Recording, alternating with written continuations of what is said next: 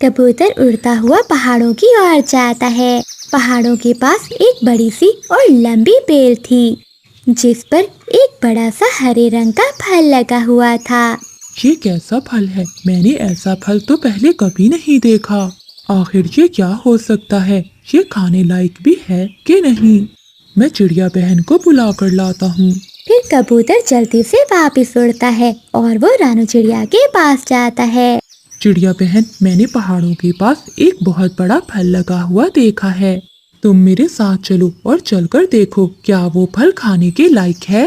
कबूतर भैया, जैसे आप बता रहे हो, ऐसे बड़े फल के बारे में मैंने तो पहले कभी नहीं सुना। जाकर देखते हैं। फिर रानू चिड़िया कबूतर के साथ जाती है। कबूतर भैया, ये तो बहुत बड़ा फल है। हो ना हो ये जरूर कोई जहरीली चीज होगी। तभी उड़ता हुआ मिठू तोता भी वहाँ आ जाता है। ये चिड़िया, ये तो तरबूज है।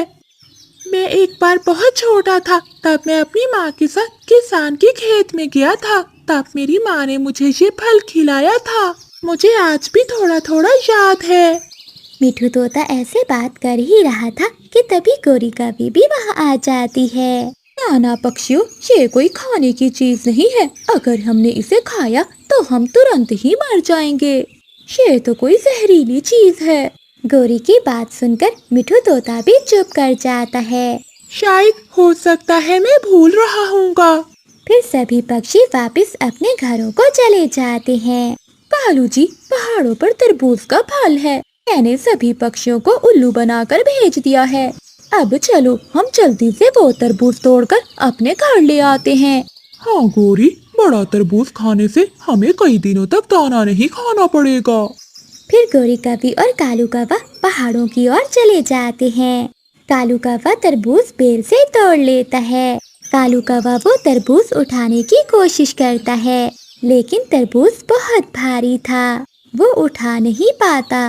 कालू जी रुको, मैं ऐसा करती हूँ, घर से टोकरी लेकर आती हूँ। हम टोकरी में लेकर जाएंगे ये तरबूज।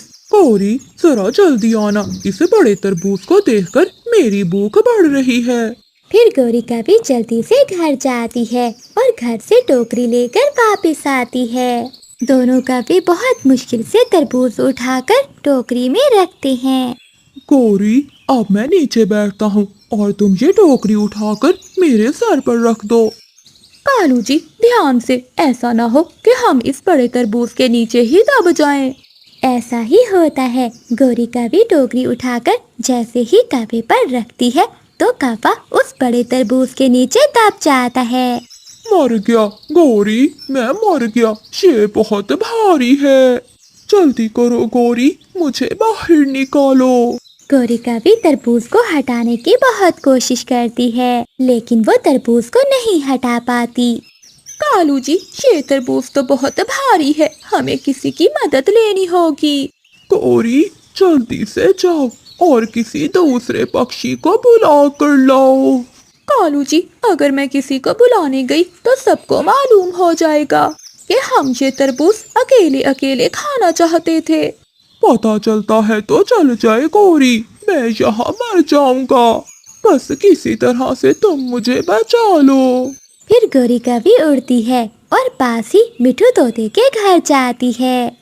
मिठू, मिठू भैया, मेरे साथ चलो, मेरी मदद करो। मेरा कालू पति जी बड़े तरबूज के नीचे दब गया है, उसे बाहर निकालने में मेरी मदद करो। गौरी, तुमने तो कहा था कि वो तरबूज जहरीला है, फिर तुम क्या करने गए थे वहाँ? मिठू भैया, अब समय सवाल जवाब करने का नहीं है। मैं विनती करती हूँ तुम्हारी, मेरे कालू जी को बचा लो, मेरे साथ चलो। फिर मिठू तोता गोरी कभी के साथ चला जाता है।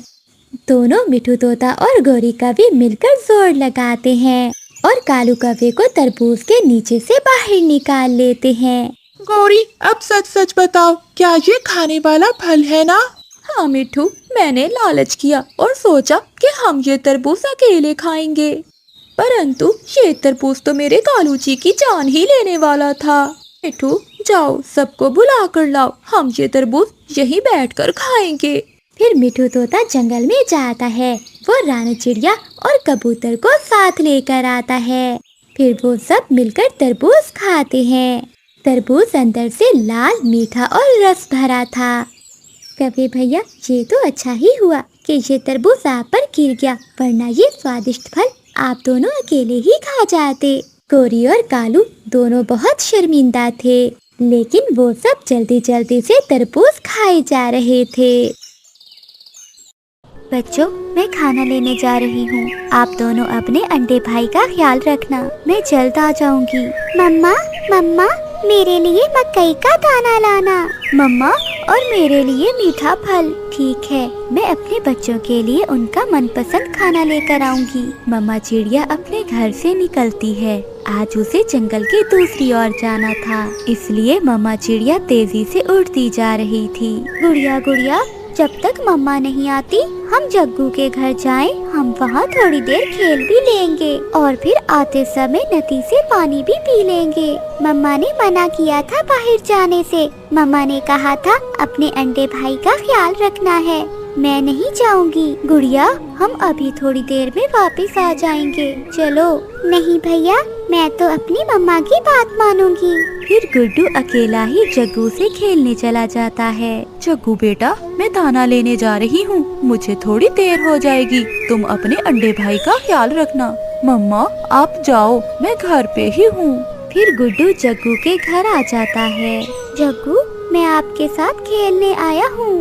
हम अपनी बॉल से खेलते हैं। फिर वो दोनों अपनी बॉल से खेलने लगते हैं। जग्गू गुड्डू की ओर बॉल फेंकता और गुड्डू जग्गू के ओर। फिर जग्गू सीधी बॉल फेंकता है, जो सीधा जाकर अंडे पर लगती है और अंडा टूट जाता है। गुड्डू गुड्डू, ये तुमने क्या किया? तुमने हमारा अंडा तोड़ दिया है। नहीं जग्गू, तुम झूठ ना बोलो। ये अंडा तुमने तोड़ा है और बॉल तुमने ही फेंकी थी। मैं बताऊंगा, मैं अपनी मम्मा को सब बताऊंगा। तुमने ही अंडा तोड़ा है हमारा। जाओ, तुम भाग जाओ, तुम गंदे हो, तुमने हमारा अंडा तोड़ दिया है। फिर गुड्डू वहाँ से चला जाता है। वो बच्चा था, वो ये नहीं जानता था कि बात बहुत बढ़ जाएगी। वो घर जाकर चुप करके बैठ जाता है। गुड्डू भैया, क्या हुआ? क्या आज जग्गू ने आपके साथ खेला नहीं? आप इतनी जल्दी क्यों आ गए? मगर गुड्डू चुप था, वो बहुत परेशान था।